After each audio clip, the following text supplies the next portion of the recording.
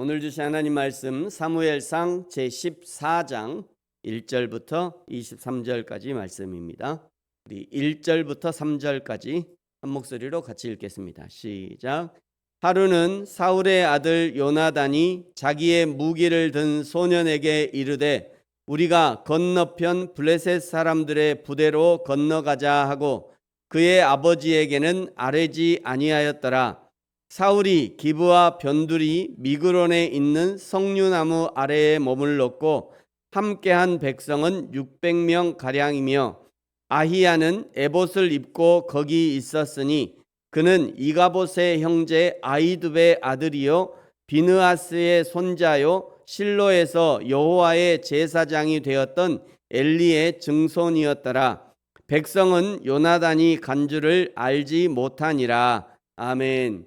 13장에서의 전쟁은 사울의 왕 2년차 베냐민 지파의 성읍 게바까지 올라와서 위협하는 블레셋 군대의 수비대를 사울의 아들 요나단이 치면서 시작되었습니다. 블레셋의 군대 규모를 확인한 이스라엘 군대는 오합지졸, 굴과 수풀과 바위 틈과 은밀한 곳에 웅덩이에까지 그리고 요단강의 건너까지 도망치기 바빴습니다.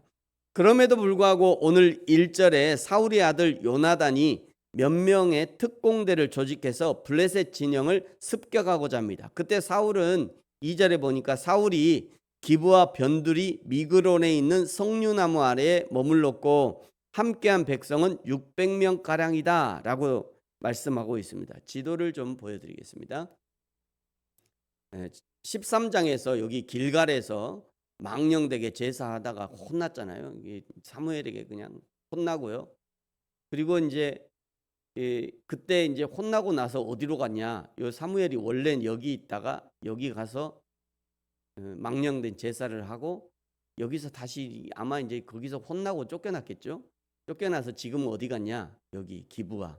원래 기브아에 요나단과 1000명의 병사들이 있었죠. 여기까지 이게 도망을 간 거예요.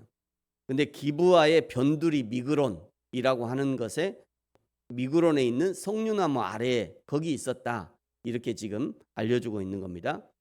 사울이 기브아의 변두리 미그론 석류나무 아래에 머물렀다는 것은 지도자로서 리더십이 마비되어서 아무것도 하지 못하고 지체하고 있는 영적 상태를 상징합니다. 믹마스에 진을 친 블레셋의 압도적인 군대에 눌려서 무기력하게 피신하고 있는 사울의 모습을 보여주고 있는 거죠. 뿐만 아니라 13장 15절에 이어 사울 곁에 있는 군사가 불과 600명에 불과했다고 알려주죠. 이는 하나님을 의지하지 않고 세상의 군사력과 환경을 바라보았을 때 사울이 직면한 인간적 자원의 초라함과 한계를 극명하게 보여주는 것입니다. 그런데 또 놀라운 기록이 3절에 있어요. 아히야는 에봇을 입고 거기 있었으니 이는 이가봇의 형제 아히두베의 아들이요 비느하스의 손자요 실로에서 여호와의 제사장이 되었던 엘리의 증손이었다. 엘리의 가문은 이미 블레셋에게 언약궤를 빼앗겼을 때 이미 망하기로 예약된 가문이에요. 그 엘리의 증손 아히야가 에봇을 입었다는 것은 그가 대제사장의 역할을 한다는 것인데, 그런데 대제사장의 옷에는 하나님의 거룩한 뜻을 묻고 판결하는 그때 사용하는 우림과 둠밈이 들어있었습니다. 사울이 에봇을 입은 아히야를 곁에 두었다는 것은 엘리가 전쟁을 위하여 하나님의 언약궤를 전장으로 보냈던 것처럼 사울 역시 에봇의 힘을 빌어서 전쟁에 이겨보고자 하는 그런 얄팍한 비신앙적 행위를 하고 있는 것을 보여주는 것입니다. 하나님의 성령으로 거듭나지 못한 인간은 언제든지 하나님을 우상처럼, 예배를 우상처럼, 기도를 주술처럼 사용하려는 그런 욕망에 사로잡히게 됩니다. 여러분, 우리도 늘 자신을 살펴서 하나님의 거룩한 것을 자기 욕심을 채우는 도구로 사용하려 하지 않는지 늘 자신을 잘 살펴야 합니다. 5절에 바위가 일어섰다는 것은 깊은 계곡을 의미하는 낭떠러지를 의미하는 것이고요. 6절에 요나단이 자기의 무기를 든 소년에게 이르되 우리가 이 할례 받지 않은 자들에게로 건너가자 여호와께서 우리를 위하여 일하실까 하노라.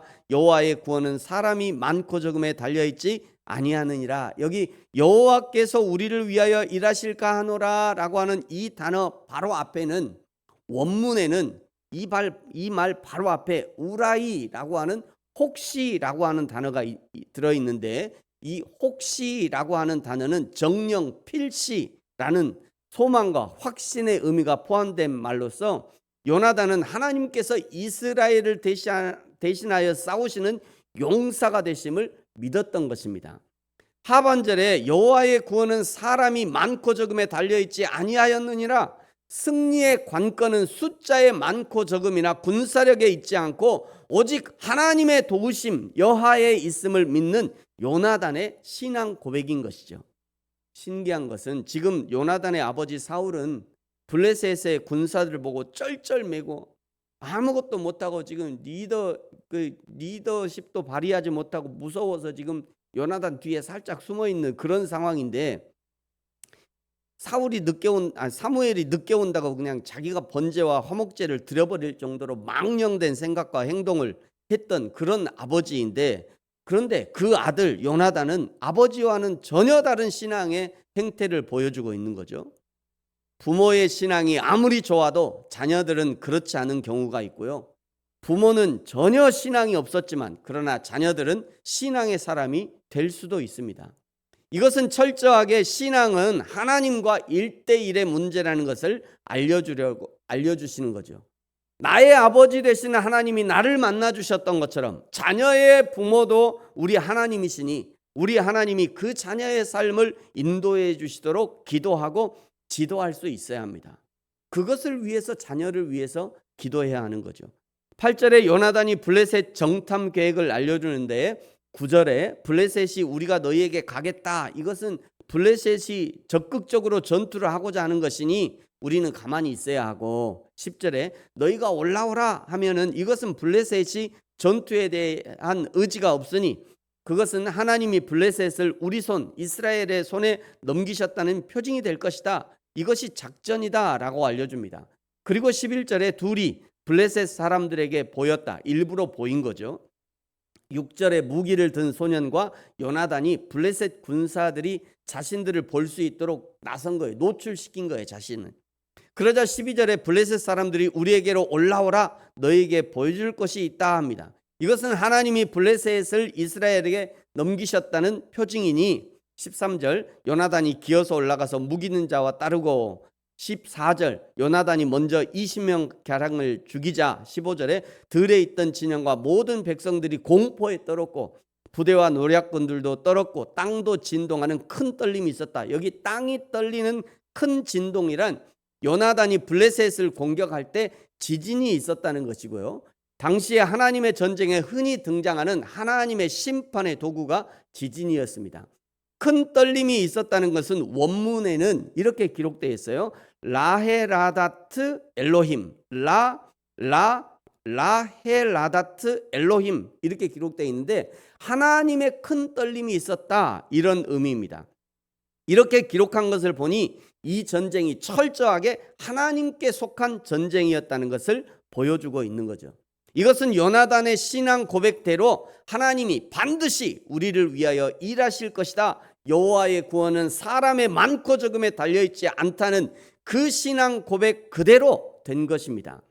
그리고 16절부터 23절까지는 13장 6절에서 이스라엘 백성들이 굴과 수풀과 바위와 틈과 은밀한 곳과 웅덩이와 그냥 요나단 건너까지 도망갔던 것과 정반대로 이번에는 16절에 보시면 허다한 블레셋 사람들이 무너져 이리저리 흩어지더라. 17절 사울이 조사해 보니 요나단과 그의 무기를 든 자가 호위무사가 사라졌다는 거죠.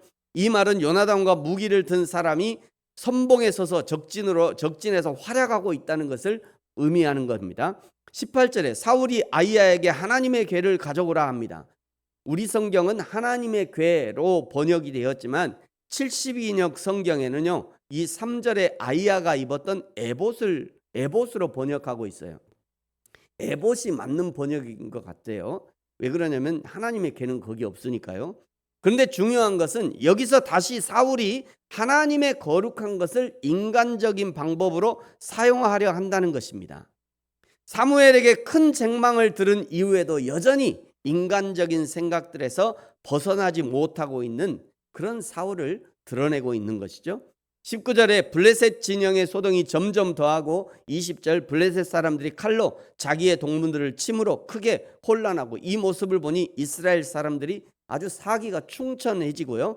22절 싸우러 나와서 블레셋 사람들을 추적하는 모습을 보여주고 있습니다. 23절에 마치 블레셋과의 전쟁의 결론처럼 승리를 선포합니다. 23절을 보십시오. 여호와께서 그날에 이스라엘을 구원하심으로 전쟁이 벳아웬을 지나니라. 벳아웬을 지나니라 라고 하는 말은 전쟁이 계속되고 있는 상태, 이스라엘이 이기고 있는 상태를 알려주는 것입니다. 오늘 본문을 통해서 길갈의 망령된 제사 이후에도 사울의 신앙이 여전히 인본주의적 신앙에 머물러 있음을 보여주시면서 반대로 사울의 아들 요나단은 하나님 중심의 신앙의 사람임을 보여주시면서 요나단에게 승리를 안겨주시는 하나님을 알려주고 있습니다. 사랑하는 성도 여러분, 전쟁은 하나님의 손에 달려 있습니다. 우리의 인생도 하나님의 손에 달려 있어요. 우리의 자녀들의 신앙도 하나님의 손에 달려 있습니다. 그러므로 우리 각자가 하나님 앞에서 바른 신앙으로, 바른 진리로 하나님을 만나고 하나님께 순종함으로 하나님과 동행하는 그런 역사가 있어지기를, 그런 저와 여러분 우리의 자녀들이 되어지기를 예수님의 이름으로 축복합니다. 기도하겠습니다. 하나님 아버지 감사합니다. 전쟁이 숫자와 무기에 달려있지 않고 여호와께 달려있음을 고백한 요나단의 고백이 오늘 우리의 고백이 되게 하여 주옵소서. 인생이라는 전쟁터에서 여호와 하나님의 도우심을 요청하게 하시고 여호와 하나님이 인도하시는 대로 순종하며 믿음의 전쟁을 하게 하시고 날마다 승리를 맛보는 저와 우리 모든 성도들, 우리의 자녀들 되게 하여 주옵소서. 감사합니다. 예수님의 이름으로 기도합니다. 아멘. 하늘에 계신 우리 아버지, 아버지의 이름을 거룩하게 하시며 아버지의 나라가 오게 하시며 아버지의 뜻이 하늘에서와 같이 땅에서도 이루어지게 하소서.